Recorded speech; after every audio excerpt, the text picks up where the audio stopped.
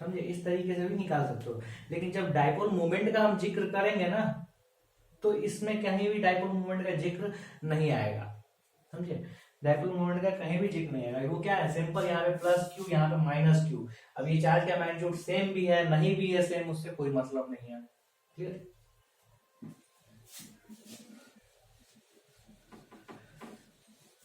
तो आसानी से तो ये निकालना सीख जाओगे।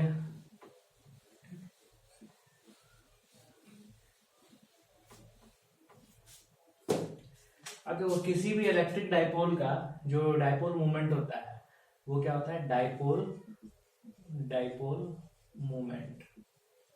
उसको हम P वेक्टर से दिखाते हैं। समझे, और जो डाइपोल मोमेंट होता है वो क्या होता है, तो Q इंटू 2a। ठीक है, और इसको P वेक्टर से ऐसे दिखाएंगे। यानी कि अगर ये हमारा पॉजिटिव चार्ज है, ठीक है, प्लस Q है, और ये क्या हमारा माइनस Q है। क्लियर। तो हम देखेंगे इसके बीच का जो डिस्टेंस है 2a है। समझे, तो डाइपोल मोमेंट यानी कि डाइपोल मोमेंट का जो मैग्नीट्यूड होगा वो कितना होगा, तो Q इंटू 2a। समझे, और ये क्या होता है, इलेक्ट्रिक डाइपोल का प्रॉपर्टी होता है। समझे, ये इलेक्ट्रिक डाइपोल का प्रॉपर्टी होता है। अब देखो, तुम सोचोगे कि आखिर ये क्वांटिटी आया कैसे, क्यों इसको पहले ला दिया गया। समझे, तो डेरिवेशन हम जब कर लेंगे तब हम तुमको बताएंगे कि ये क्वांटिटी की जरूरत क्या पड़ी थी। समझे, ऐसे नहीं कि मतलब अभी मैं बता दूं। ठीक है, ये जो है ये बाद में ढूंढा गया। देखो, अक्सर क्या करते हैं ना, जो भी टीचर्स पढ़ाते हैं या फिर जो भी किताब है ना, उसमें पहले ही ये डिफाइन कर दिया रहता है। समझे कि नहीं। लेकिन इसकी जरूरत कैसे आई और कहाँ पे है इसकी जरूरत, वो मैं बताऊंगा। समझे, अब देखो ये क्या है, P जो है यूनिट वेक्टर है, ये किस डायरेक्शन में है, तो ये इस डायरेक्शन में है। ठीक है, ये क्या है, unit vector in the direction. ये क्या है, P जो है unit vector in the direction of dipole movement. ठीक है, in the direction of dipole movement. तो इसको नोट डाउन कर लेना, बस ये समझने की चीज थी। समझे, इसको नोट डाउन कर लेना, बाद में इसके बारे में और डिटेल में बताया जाएगा। हाँ, पेपर में ये सारा चीज आ सकता है। समझे, पूछ सकता है ये चीज, तो हम बाद में डिस्कस करेंगे इसको जैसे ही डेरिवेशन ये खत्म हो जाएगा। तो इस डायपोल के चलते एक्सिस पे हमारा कितना, इस पॉइंट P पे, ठीक है, ये पॉइंट P क्या है, P जो है, P पॉइंट जो है, पॉइंट P ये क्या है, point on axial axis of dipole. ठीक है, और एक्सियल एक्सिस ऑफ डाइपोल। अब देखो, ये जो डिस्टेंस है ये कितना हो जाएगा, तो ये देखो, ये डिस्टेंस जो होगा वो कितना होगा, तो ये डिस्टेंस होगा हमारा r माइनस ए। समझे, और ये टोटल डिस्टेंस कितना होगा यहां से लेके यहां तक। समझे, तो ये कितना होगा, तो ये होगा r प्लस ए। क्लियर। अब देखो, यहाँ पे तुम्हें क्या करना है कि इसकी वजह से इलेक्ट्रिक फील्ड P पॉइंट पे कितना होगा, तो हम वो लिखते हैं E plus Q electric field. देखो, अब यहाँ पे तुम्हें ध्यान देना है। ध्यान क्या देना है कि हम इसका जो हम इलेक्ट्रिक फील्ड लिखेंगे, इसका मैग्नीट्यूड लिखेंगे या फिर डायरेक्शन के साथ हम लिखेंगे, यानी कि वेक्टर फॉर्म में लिखेंगे या फिर हम स्केलर फॉर्म में लिखेंगे, ये हमें ध्यान देना है। तो हम दोनों तरीका बता रहे हैं। समझे, कहाँ पे गड़बड़ करोगे वो भी मैं बता रहा हूँ। समझे, न्यूमेरिकल जब बनाओगे तो वहां पे कहाँ कहाँ पे गड़बड़ हो जाती है, तो वो सारा सीख जाओगे अभी। तो देखो, हम क्या करते हैं, अभी लिखे E प्लस क्यू, थोड़ा सा और उधर लिखते हैं। हम लिखे यहाँ पे E प्लस क्यू, यानी कि इलेक्ट्रिक फील्ड किसके द्वारा, प्लस क्यू के चलते पॉइंट P पे। समझे, तो वो हम निकाल रहे हैं, तो वो हमारा कितना रहा है, ये हम सारा सिस्टम हमारा कहाँ पे है, वैक्यूम में, 4 pi epsilon naught Q। Clear, Q, और यहाँ पे हम क्या लिखेंगे, R। देखो डिस्टेंस कितना है यहां से यहां तक का, R माइनस ए। समझे, R माइनस ए का होल स्क्वायर। समझे, r माइनस ए का होल स्क्वायर। अब देखो यहाँ पे जो p वेक्टर है, p वेक्टर, समझे, p वेक्टर वो उसका डायरेक्शन इधर की तरफ है, और यही p हमारा किस क्या था, तो ये जो p था हमारा वो कितना था, तो q इंटू 2a जो मैंने पहले बताया था, और ये इस तरीके से। तो ये देखो ये यूनिट वेक्टर है, समझे, ये क्या है, ये यूनिट वेक्टर है। तो इसका भी डायरेक्शन क्या है, जो इलेक्ट्रिक जो यूनिट वेक्टर का जो डायरेक्शन होगा वो किधर की तरफ है, इधर की तरफ है। तो इसके चलते जो इलेक्ट्रिक फील्ड होगा वो इधर इधर की तरफ होगा, समझे। ये क्या होगा, E प्लस क्यू, समझे, ये E प्लस क्यू। इसका डायरेक्शन हम दिखा दिए ऐसे, ये हम दिखा दिए हैं, क्योंकि देखो इसका यूनिट वेक्टर और इसका यूनिट वेक्टर दोनों का डायरेक्शन सेम ही होगा। सेम उसी तरीके से हम यहाँ पे नीचे लिखेंगे, इसके चलते इलेक्ट्रिक फील्ड यहाँ पे कितना होगा, समझे। तो E माइनस क्यू, समझे, वेक्टर फॉर्म में ही लिख रहे हैं, 1/4 पाई एप्सिलॉन नॉट, क्लियर। यहाँ पे Q लिखेंगे और R प्लस ए का होल स्क्वायर, समझे। ये यहाँ से लेके यहाँ तक डिस्टेंस कितना है, R प्लस ए है। अब देखो यहाँ पे वेक्टर फॉर्म में अगर हम लिख रहे हैं तो यहाँ पे हम साइन देंगे कि नहीं देंगे, चलो हम यहाँ पे साइन दे दिए, समझे। अब ये साइन क्या शो कर रहा है, ये साइन शो कर रहा है ना कि इलेक्ट्रिक फील्ड का डायरेक्शन क्या है, ये इधर की तरफ है, समझे। चलो अगर नहीं भी पता है तो साइन तुम मत दो, साइन मत दो, लेकिन तुम्हें पता है ना कि इलेक्ट्रिक फील्ड का डायरेक्शन क्या होगा, यहाँ पे इस पॉइंट पे क्या होगा, टुवर्ड्स नेगेटिव चार्ज होगा, और टुवर्ड्स नेगेटिव चार्ज होगा। ध्यान देना, ये वेक्टर मैंने बड़ा बनाया और ये वेक्टर मैंने छोटा बनाया है, समझे, तो वो भी हम देखेंगे। अब इसका डायरेक्शन क्या होगा, माइनस पी, समझे। पी जो है यूनिट वेक्टर पी इधर की तरफ है, तो माइनस पी यूनिट वेक्टर क्या होगा, इधर की तरफ होगा, क्लियर। तो ये हम ऐसे लिखे, क्लियर। अब देखो इसी को हम ऐसे भी तो लिख सकते थे ना, E प्लस क्यू, जैसे हम नॉर्मल लिखते हैं 1/4 pi epsilon naught Q upon R minus A का होल स्क्वायर, और यहाँ पे क्या होगा, ये P वेक्टर। अब देखो यहाँ पे हम निगेटिव साइन के साथ लिख रहे हैं, ठीक है, तो E माइनस क्यू, देखो हम ऐसे ही लिखा ना, 1/4 pi epsilon naught minus Q R minus A का होल स्क्वायर P वेक्टर। अब ये माइनस आगे भी आ जाएगा, ये माइनस यहाँ पे आ जाएगा, इसका मतलब क्या हुआ, इसका और इसका जो डायरेक्शन है क्या है, जस्ट अपोजिट है, समझे। इसका डायरेक्शन क्या है, जस्ट अपोजिट है। तो देखो यहाँ पे हम क्या किए हैं, वेक्टर साइन को हम कंसिडर किए हैं, ठीक है, वेक्टर को हम यहाँ पे कंसिडर किए हैं, समझे। अब हम वेक्टर को नहीं कंसिडर करते हैं तो क्या होगा, तो हम यहाँ पे वेक्टर को नहीं कंसिडर करेंगे। देखो लिखने का तरीका था ना, अब देखो ये जो है वो भूल जाओ, हम यहाँ पे वेक्टर को नहीं कंसिडर कर रहे हैं, समझे, हम सिर्फ मैग्नीट्यूड की बात कर रहे हैं, ठीक, हम सिर्फ मैग्नीट्यूड की बात कर रहे हैं। तो ये हमारा मैग्नीट्यूड आया, और ये क्या है, मैग्नीट्यूड आया माइनस क्यू के चलते, और ये क्या हुआ, मैग्नीट्यूड प्लस क्यू के चलते। अब तुम्हें पता है कि माइनस क्यू के चलते इस पॉइंट पे हमारा कुछ मैग्नीट्यूड है, और प्लस क्यू के चलते इस पॉइंट पे कुछ मैग्नीट्यूड है, समझे। तो जो दोनों का डायरेक्शन क्या है, पहले मेरे दिमाग में बैठ गया ना कि दोनों का अपोजिट होगा, समझे। अब तुम वेक्टर फॉर्म में अगर लिख रहे हो, ठीक है, वेक्टर फॉर्म में लिख रहे हो तो भी कोई दिक्कत नहीं है, अगर स्केलर फॉर्म में लिख रहे हो तो भी कोई दिक्कत नहीं, क्योंकि यहाँ पे हमें डायरेक्शन का सेंस चाहिए, और यहाँ पे क्या है, डायरेक्शन पहले से दिख रहा है, समझे। तो जब इस तरीके से आगे बढ़ोगे तो फ्रॉम सुपरपोजिशन प्रिंसिपल हम इसको ऐड करेंगे, तो E एट पॉइंट P, ठीक है, electric field at point P अगर हम देखेंगे तो वो क्या होगा, E plus Q plus E minus Q. अब तुम्हें पता है कि इसके बीच का देखो एक वेक्टर, ये जो वेक्टर है वो किधर की तरफ है, इधर की तरफ है, और ये वेक्टर क्या है, इधर की तरफ है। तो इसके बीच का जो एंगल वो कितना है, 180 डिग्री। अब 180 डिग्री अगर एंगल होता है तो हम क्या करते हैं, सिंपली हम माइनस कर देते हैं, ठीक। तो इसमें से इसको हम क्या करेंगे, माइनस करेंगे। अब देखो यहाँ पे क्या है, ये E माइनस क्यू है, इसका वेक्टर का साइज हम छोटा क्यों लिए और इसका हम बड़ा क्यों लिए, तो तुम्हें पता है कि, ठीक, समझे कि नहीं, क्या पता है कि E प्लस क्यू में हमारा जो है R माइनस ए का स्क्वायर है, और E माइनस क्यू में हमारा क्या है, R प्लस ए का स्क्वायर है, समझे। तो ये जो है, ये क्वांटिटी हमारा बड़ा है, समझे, तो ये क्या होगा, छोटा होगा, ये क्या है, छोटा है, तो ये बड़ा होगा, क्लियर हुआ। तो यहाँ पे तुम इसको लिखोगे तो यहाँ पे क्या होगा 1/4πε0। और देखो हम यहाँ पे सब लिख देते हैं क्यू आर माइनस ए का स्क्वायर। क्लियर? यहाँ पे पी लिखो plus 1/4πε0 Q R plus A का होल स्क्वायर माइनस पी। समझे?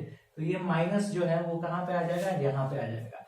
समझे? ये माइनस जो है 1/4πε0 क्यू आर माइनस ए का whole square P minus 1/4πε0 Q R plus A का होल स्क्वायर पी। समझ में आया? अब देखो यहाँ पे क्या हो रहा है, ये हम वेक्टर वाला साइन हम यूज किए, वेक्टर का साइन यूज कर रहे तो हमारे लिए क्या हुआ है, सिंपली हम सम किए और हमारा निकल के आ गया। अगर लेकिन तुम ये चीज मान रहे हो ना, अगर इसको अगर मान रहे हो तो तुम्हें देखना पड़ेगा ना कि कौन सा बड़ा है कौन सा छोटा है। यहाँ पे क्या है, ऑटोमेटिक आ जा रहा है कि कौन सा बड़ा है कौन सा छोटा है, वो सारा ऑटोमेटिक आ जाएगा। यहाँ पे देखने के लिए अब तुम देखो, अगर स्केलर लेके चल रहे थे तो तुम्हें देखना पड़ेगा कि किसमें से हमें किसको घटाना है। समझे? तो इलेक्ट्रिक फील्ड का डायरेक्शन क्या है, इधर की तरफ है E प्लस क्यू, इधर की तरफ है E माइनस क्यू।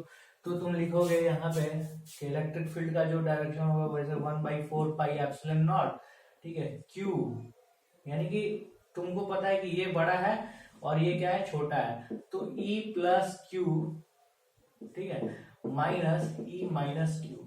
तुम इस तरीके से लिखोगे।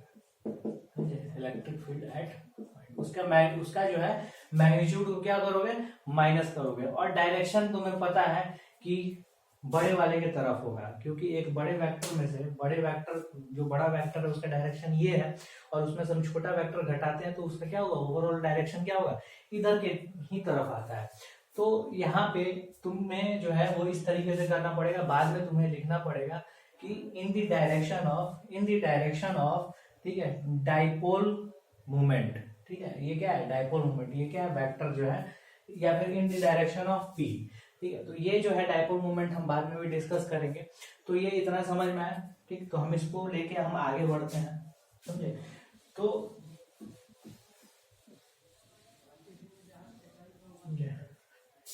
अब इसको मैं मिटा देता हूँ। ठीक है, ये अब काम का नहीं है। तो हम देखेंगे यहाँ पे ई पी इक्वल टू, अब हम इसमें से कॉमन निकाल लेंगे। तो कॉमन निकालेंगे तो Q/4πε0 कॉमन हम निकाले। ठीक है, तो यहाँ पे हमारा बचा क्या, P भी हम कॉमन निकाल लेते हैं। ठीक है, चलो, R माइनस ए स्क्वायर, ठीक है, plus minus 1/R plus A का होल स्क्वायर P। समझे? ये हमारा निकल गया। ठीक, अब देखो इसको जब हम सॉल्व करेंगे ना, ठीक है, तुम्हारा अगर मन तो तुम्हें तो सॉल्व करना ही पड़ेगा। ठीक है, पेपर में क्या करना है, तुम्हें सॉल्व करना ही करना है। समझे? तो देखो इसको सॉल्व करोगे, क्लियर, इसको सॉल्व करोगे तो जो तुम्हारा रिजल्ट आएगा, ठीक है, Q/4πε0, ठीक है, Q/4πε0। देखो जिसको नहीं समझ में आएगा ना वो मेरे से पूछेगा और ये तुम लोग सॉल्व करके देखना। 4RA, समझे, 4RA R, ठीक है, ये हमारा रिजल्ट है। क्लियर? समझे? तो जिसको सॉल्व करना नहीं आ रहा है, देखो तुम जो भी है एग्जाम में जब इसको बार बार प्रैक्टिस कर लोगे ना तो तुम्हें पता है कि तुम डायरेक्ट इसके बाद यहाँ पे आ जाओगे। समझे? डायरेक्ट इसके बाद से तुम यहाँ पे आ जाओगे। क्लियर हुआ? तो ये तुम्हारा रिजल्ट तुम्हें पता होना चाहिए। कोई जरूरी नहीं कि एग्जाम में तुम पूरा स्टेप वाइज दिखाओ। क्लियर हुआ? तो हमारा जो है यहाँ तक हम पहुंच गए। समझे? तो इलेक्ट्रिक फील्ड जो है हमारा EP इक्वल टू कितना आया, ये इतना आया।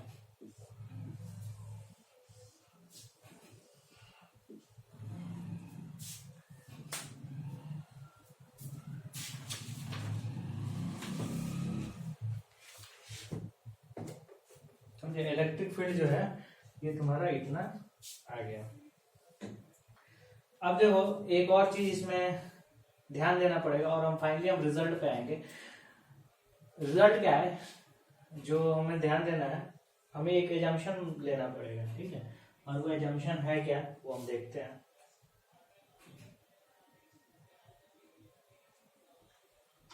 ठीक है, वो एजम्पशन जो है हम वो देखते हैं वो है क्या। एजम्पशन है कि अगर डाइपोल, ठीक है, डाइपोल के जो डाइपोल का ये जो है, ठीक है, साइज, इसको हम क्या कहते हैं, डाइपोल का साइज, अगर ये बहुत ही छोटा हो, ठीक है, किसके रेस्पेक्ट में, तो ये P पॉइंट से और ये सेंटर का बीच का जो डिस्टेंस है ना उसके रेस्पेक्ट में अगर ये बहुत ही छोटा हो तो हमारा इलेक्ट्रिक फील्ड क्या होगा, समझे, ये हमें देखना है। तो वो भी हम देखेंगे। तो इसके लिए होता है if r is very very greater then, ठीक है, if r is very very greater then a, अगर ऐसा है तो हमारा इस एक्सप्रेशन पे क्या असर पड़ेगा, समझे। तो देखो r जब बहुत ही बड़ा है a से, समझे, तो हम r square minus a square, तो a स्क्वायर तो और छोटा हो जाएगा ना, और r स्क्वायर क्या हो जाएगा, और भी बड़ा हो जाएगा। तो इसमें ना हम नीचे जो है a स्क्वायर को हम नेग्लेक्ट कर देंगे, ठीक है। तो नेग्लेक्टिंग a स्क्वायर, ठीक है, नेग्लेक्टिंग a स्क्वायर, क्योंकि a स्क्वायर जो छोटा होता है ना उसका अगर हम स्क्वायर करेंगे तो वो क्या होगा, और भी छोटा हो जाएगा। तो नेग्लेक्टिंग a स्क्वायर, तो हम एक्सप्रेशन लिखेंगे EP equal to Q upon 4 pi epsilon naught 4RA upon R square का square P, Q by 4 pi epsilon naught 4RA, ठीक है, R क्यूब, ठीक है, और ये क्या होगा ऐसे, तो सॉरी R का पावर 4, समझे, तो ये R कट जाएगा, एक बचेगा, Q by 4 pi epsilon not, ये क्या होगा,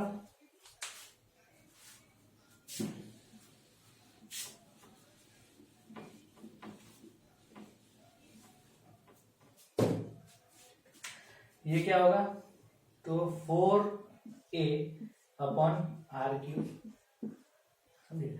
तो हमारा जो फाइनल है if R is very very greater then A, तो हमारा जो एक्सप्रेशन आ रहा है EP इक्वल टू, ठीक है, 1/4 पाई एप्सिलॉन नॉट 2 इंटू हम इसको इस तरीके से अरेंज कर सकते हैं ना, ठीक है, Q into 2A upon R cube P, समझे। अब देखो ये जो है इसको हम ऐसे लिख देंगे, ठीक है, 1/4 पाई एप्सिलॉन नॉट 2 और इस पूरे एक्सप्रेशन को, यानी कि ये क्या होगा P अपॉन R क्यूब, समझे, P अपॉन R क्यूब। देखो वेयर ये जो है Q into 2A P equal to हम क्या लिखे, P लिखे, समझे। इसको हम क्या किए, यूज किए और इस एक्सप्रेशन को हम इस तरीके से लिख दिए। क्लियर हुआ।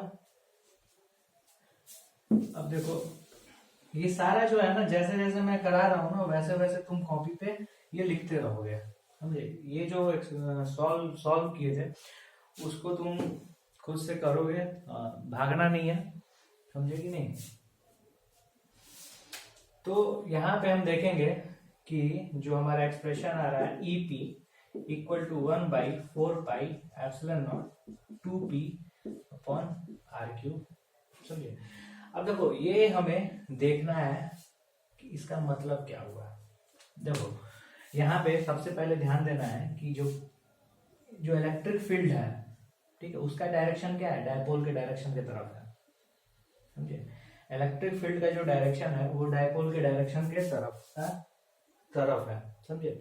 दूसरा जो इलेक्ट्रिक फील्ड है ना वो डिपेंड कर रहा है किस किस चीज पे, तो इलेक्ट्रिक फील्ड देखो यहाँ पे डिपेंड कर रहा है किस पे, चार्ज पे भी डिपेंड कर रहा है, और ठीक है ये जो है चार्ज पे भी डिपेंड कर रहा है कि चार्ज का मैग्नीट्यूड कितना है, और ये दोनों जो चार्ज है ना जो अपोजिट नेचर का है इसके बीच का जो डिस्टेंस है ना उसके ऊपर भी डिपेंड कर रहा है, समझे, उसके ऊपर भी डिपेंड कर रहा है। हमेशा ध्यान रखना कि ये जो यहाँ पे इलेक्ट्रिक फील्ड का जो मैग्नीट्यूड है, समझे, इलेक्ट्रिक फील्ड का जो मैग्नीट्यूड है वो किस पे डिपेंड कर रहा है, तो चार्ज पे भी डिपेंड कर रहा है और इसके बीच का जो डिस्टेंस है ना उस पे भी डिपेंड कर रहा है। और जो इलेक्ट्रिक फील्ड का जो मैग्नीट्यूड है वो क्या है, inversely proportional to R cube है, यानी कि डिस्टेंस बिटवीन, ठीक है, distance between the centre of electric dipole and the point P, ठीक है, उसका क्या हुआ, उसके क्यूब पे, यानी कि जो डिस्टेंस है उसके क्यूब पे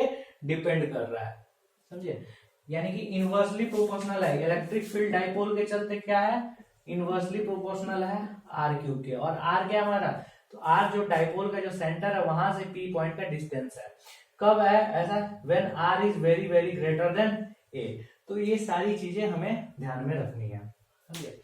अब देखो, अब हमें जरूरत पड़ा, ठीक है, अगर हम ये नहीं बताते हैं, समझे, कि ये डाइपोल मोमेंट जो P equal to Q into two A P unit vector जो होता है, ठीक है, ये हम पहले नहीं डिफाइन किए रहते हैं, तो यहाँ पे हमें जरूरत पड़ती है डिफाइन करने की कि इलेक्ट्रिक फील्ड एक डाइपोल की वजह से, समझे, एक डाइपोल की वजह से किन किन चीजों पे डिपेंड करता है, तो इन चीजों पे डिपेंड करता है क्यू टू ए, और जो डिस्टेंस है उस पे डिपेंड करता है, उसके क्यूब पे डिस्टेंस पे डिपेंड करता है, क्लियर। तो हम इस क्वांटिटी को ना कास्ट कर दिए इस फॉर्म में, समझे, इलेक्ट्रिक डाइपोल मोमेंट के फॉर्म में हम कास्ट कर दिए, क्लियर हुआ। तो अभी यहां तक रहने दो, ठीक है। जो इक्वेटोरियल प्लेन में जो इलेक्ट्रिक फील्ड, ठीक है, या फिर इक्वेटोरियल एक्सिस पे जो इलेक्ट्रिक फील्ड होता है, ठीक है, वो हम अगले क्लास में देखेंगे, और इसको अच्छे से रिवाइज करो, ठीक है। Thank you.